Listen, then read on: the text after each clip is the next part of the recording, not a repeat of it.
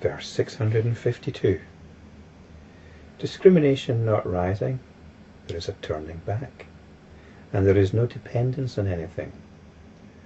When things are regarded as subject to causation, the fourfold proposition obstructs the way of truth. This is a description of enlightenment practice once again.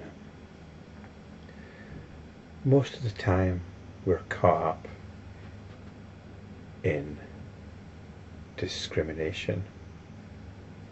And discrimination is about seeing the world as made up of lots of things. We discriminate one thing from another. These are two completely different things. My cup of coffee and my spectacles.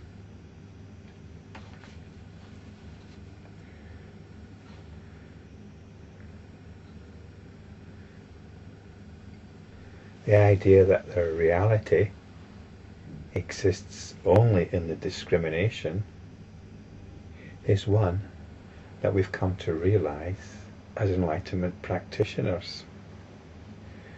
It's the same thing as happens in dreams. If this cup and these spectacles were in a dream, would we say that they're essentially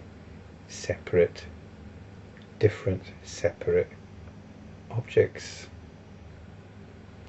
No, we would just say they're different parts of the dream. And what's the dream but consciousness doing its thing? What the attention focuses on, and the attention is simply consciousness again. What the attention focuses on is discrimination, and it's what gives something reality.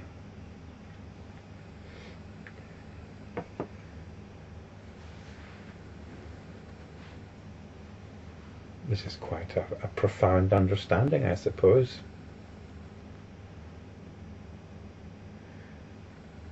It doesn't even have to be physical objects.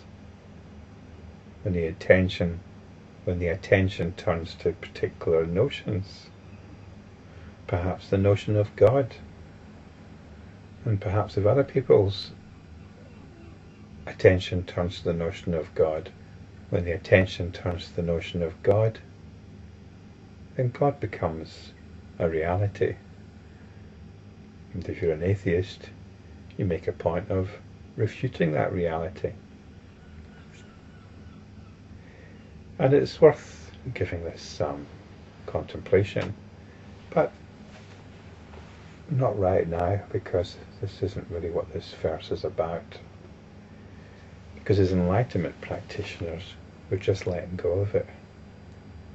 We're no longer getting caught up in imbuing reality to what we discriminate by our so-called senses. And there's what's called a turning back, paravritti. And this is when the attention no longer focuses on what we could call aspects of the landscape of consciousness. Sounds like a grand term, but just think of dream. The dream is a landscape of consciousness. What we've got here is the landscape of consciousness. I sometimes call it the field of experiencing. But it's the landscape of consciousness, which normally we are focusing on different parts, or at least consciousness is focusing on different parts of it. Might even be focusing on something discriminated as me.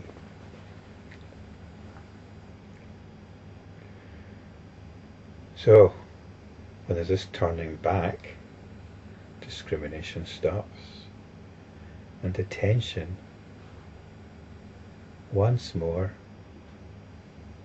like an elastic band that's no longer got attention in it. It comes back to rest.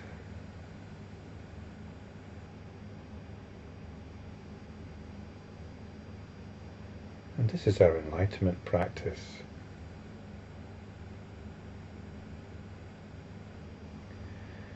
And it's what these videos are about. Reminders to me, and reminders to anybody else that can tune into them, to come back, to turn back, or to allow this turning back, because attention takes effort.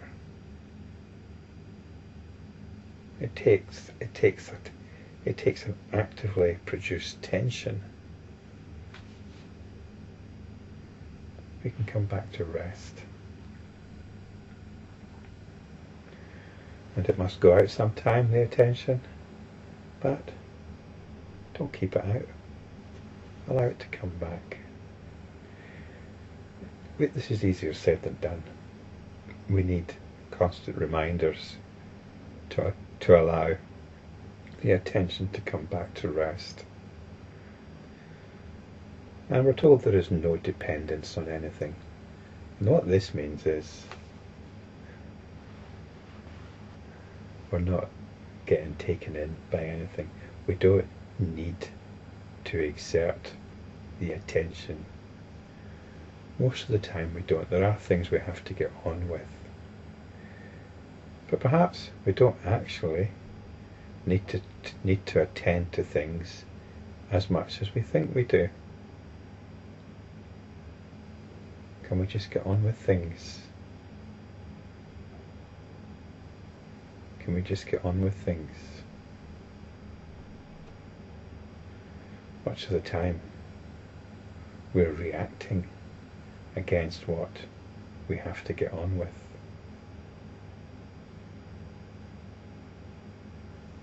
And the attention is therefore not simply on the task itself, it's on our emotional response to the task. It's on our emotional response to the task. It's on our moods. It's how we feel. That's what the attention is getting sucked into. And it's getting sucked into reinforcing a particular mood pattern once again. So there's always an opportunity here to practice. And maybe if we can't quite come back to restful attention, to restful awareness, then at least we can become aware of the game that we're playing. So there's no dependence on anything. We don't need, there is nothing out there which is going to give us the peace that the attention at rest can give. It's like putting down a big weight that you've forgotten you were carrying. Even this morning, it was quite a struggle for me. My body's often quite bad in the morning, very difficult to move it. I didn't have to be anywhere, so I thought I could just lie in bed. But at some point I had to get up, and when I got up it was going to be painful. And the thought of doing this video, I thought, no, I can't do it. But now that I've managed to get myself dressed, get in front of the camera with my coffee, and have a look at this verse again, I feel I'm unlocking the spirit of this verse. And it's reminding me, it's just allowing me to come back to this sublime peace once again.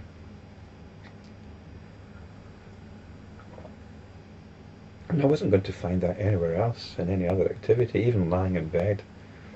I wasn't going to find this peace.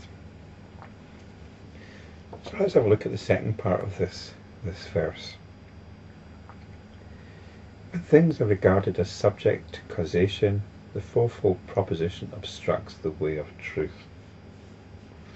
So this is when we're not practicing, when things are regarded as subject to causation. And we've got this thing called the fourfold proposition. So this is when we regard the world as having a history, when we regard these objects in the world as separate and as the result of prior causes, and we give reality to the world. And this is our conventional mind gets caught up in it, the attention gets caught up in it, our mentation, our thinking mind gets caught up in it, and all the activity of the thinking mind is summed up here in something called the fourfold proposition. And I've done a bit of research on this fourfold proposition, and it's not an easy topic. But before I go on, let me just say what it is. It sometimes comes under the label of Buddhist logic, and it's contrasted with Western logic which goes back to Aristotle. And Aristotle tells us that things can be either true or false. And then we get this contrast with Buddhism. Buddhism also says that things can be either true or false, but it also says that things can be both true and false, or neither true and false. So that's the fourfold proposition. Now these second two categories, that something can be both true and false, or neither true nor false, they make you scratch your head, don't they? And I'm scratching my head. In the past I've tried to come up with some examples. So as I said, I was doing some research on this, and it's quite difficult to find some examples on this. There's quite a lot of material on this, a lot of it quite academic and dry, but you don't actually get any concrete examples. Well, I found one forum where somebody helpfully gave some examples, but even then he seemed to be shot down in flames for it, saying it wasn't necessary. But these fourfold propositions come up quite a lot. So I think he was actually being quite helpful. I can't actually remember what his examples were. They were not bad, they were quite good, I think. But the reason why I'm not bothered about these examples is because we've got an example in the previous verse. But before I look at that example, I just want to correct this idea of Buddhist logic. Because one of the things I was reading was that there isn't actually any such thing as Buddhist logic, at least not in the same sense as Aristotelian or Western logic, because the Buddhists tend not to talk about true and false. They talk about existence and non-existence. Something either exists or it doesn't. So this is a big difference. Something either exists or it doesn't, and something can either both exist and not exist, or neither exist and not exist.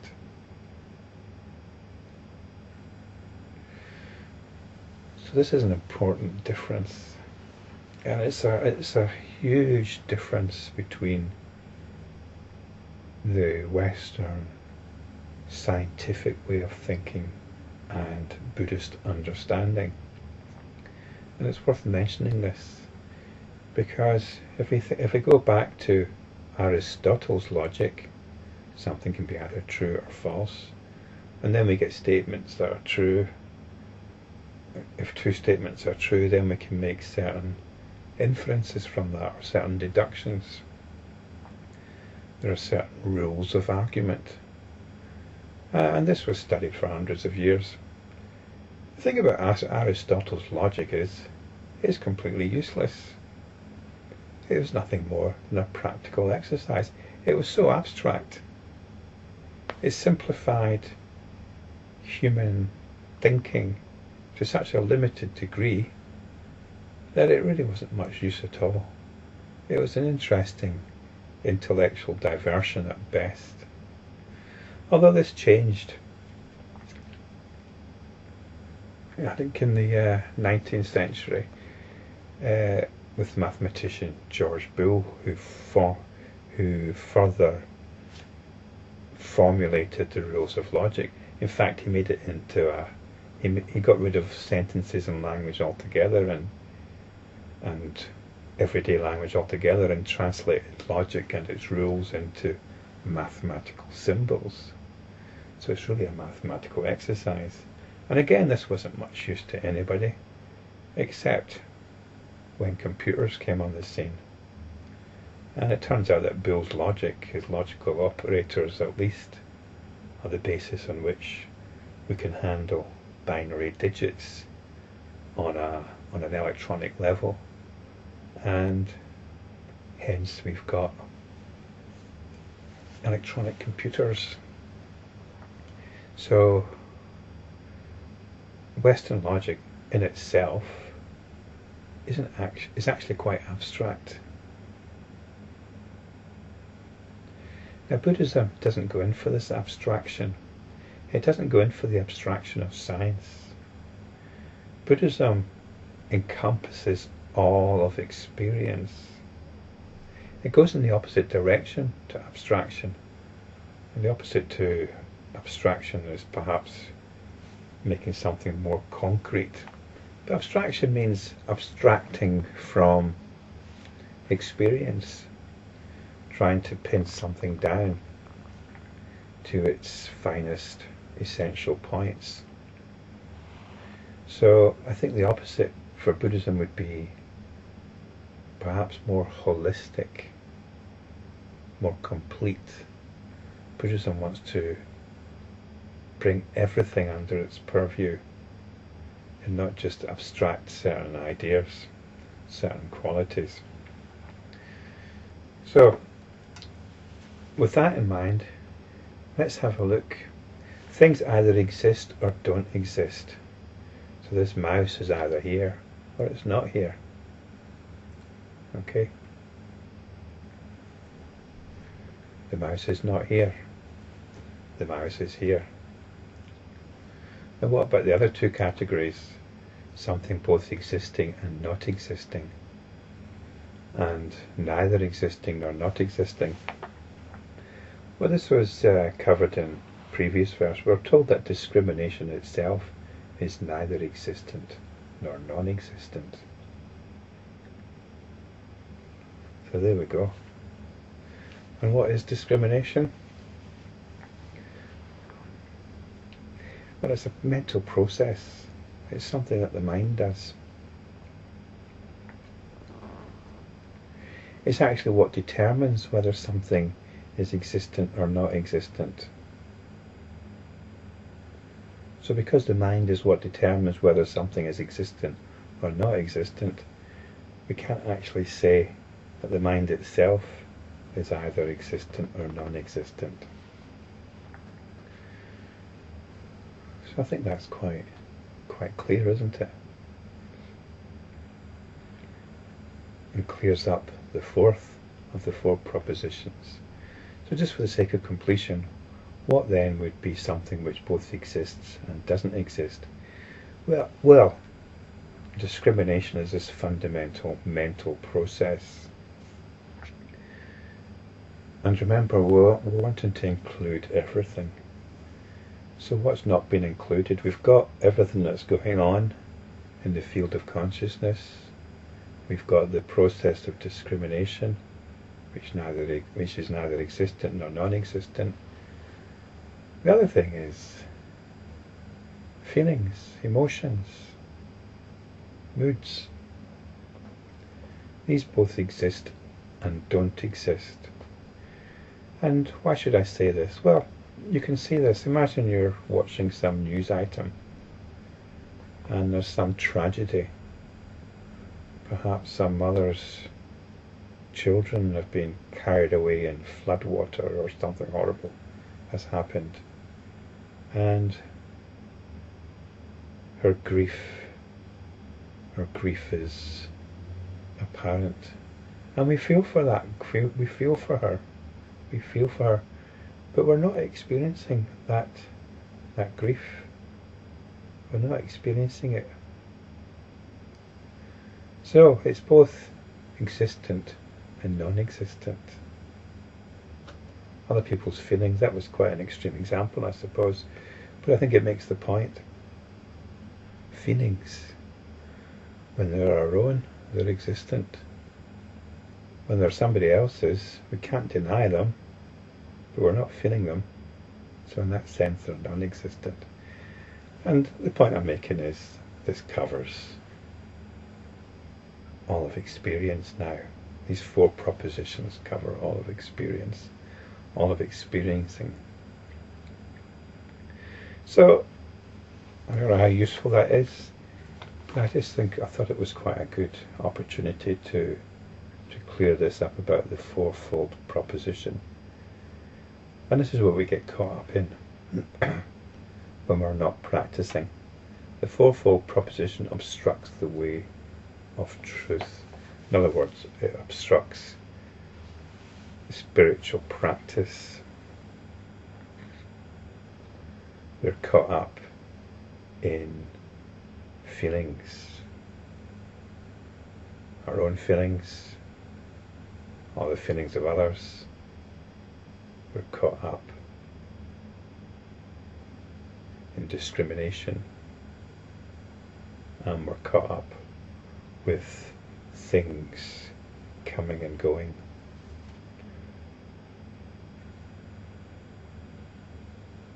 So we leave this fourfold proposition behind